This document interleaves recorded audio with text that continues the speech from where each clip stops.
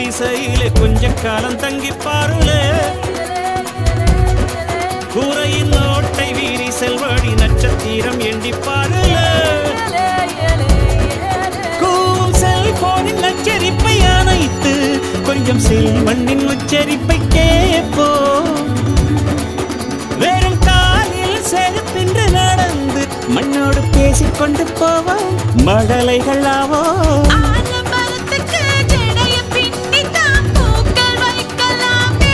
உரோரம் ஐயனாரிடம் கத்தி வாங்கித்தான் பென்சில் சீவலாமே